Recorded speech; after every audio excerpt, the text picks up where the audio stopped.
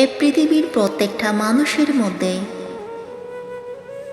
একটা কমন সমস্যা আছে, আর এটাই আমাদের দুঃখ কষ্ট মন খারাপের সব থেকে বড় কারণ হয়। বাংলায় একটা কথা আছে, যে কোনো জিনিস দূর থেকেই সুন্দর, কাছে আসলে সেটা মূল্যহীন হয়ে যায়। আমি তোমাকে লিখে দিতে পারি, যে জিনিসটার জন্য তুমি আজ এত বেশি কাতরাচ্ছ, যে জিনিসটার জন্য তুমি আজ এত বেশি টেনশন করছো, যে জিনিসটা না পাওয়ার কারণ হিসেবে তুমি কষ্ট পাচ্ছ, একটা সময় আসবে তুমি সেই জিনিসটা হয়তোবা পেয়েও যাবে, কিন্তু তখন সেটার মূল্য তোমার কাছে হ্রাস পাবে। আমি জানি না তুমি বিশ্বাস করো কিনা, কিন্তু যদি বিশ্বাস না হয় তাহলে তুমি তোমার অতীতকে গেঁথে দেখো। এমন অনেক জিনিস আছে যেটা পাওয়ার আগ মুহূর্ত পর্যন্ত সেটার উপরে তোমার অনুভূতিটা কত আলাদা ছিল, সেটা নিয়ে কত তোমার স্বপ্ন ছিল, কত ইচ্ছে ছিল, কত আনন্দ ছিল, কিন্তু সেটা পেয়ে যাওয়ার পরে স্বাভাবিক মনে হয়েছে কোনো জিনিস পাওয়ার আগ মুহূর্ত পর্যন্ত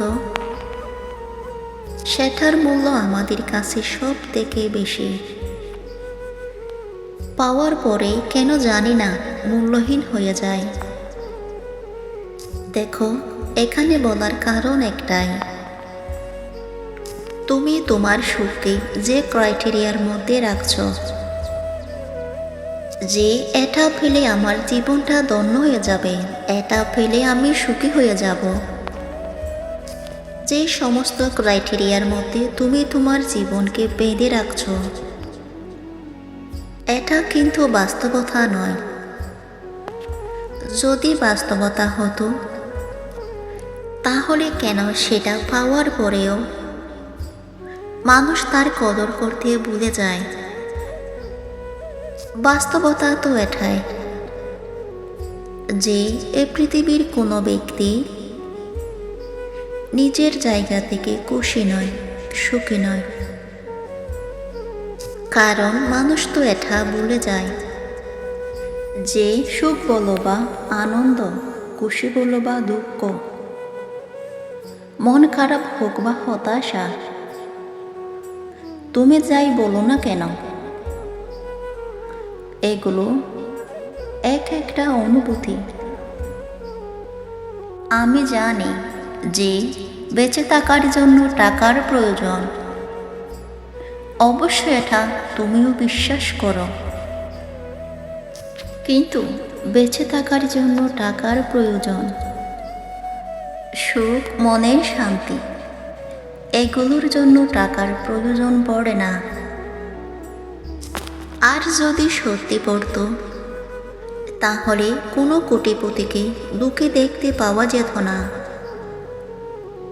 কোনো দিনমজুরের সুখে জীবন কাটত না। এমন হাজারো মানুষের বেঁচে থাকা লড়াইটা কত কঠিন। এই যে তুমি নিজের মৃত্যু কামনা করো, তুমি যখন হসপিটালে গেলেই দেখবে মানুষ বেঁচে থাকার জন্য কত কঠিন লড়াই লড়ছে, তুমি যে কতটা স্বাধীন জীবন কাটাচ্ছ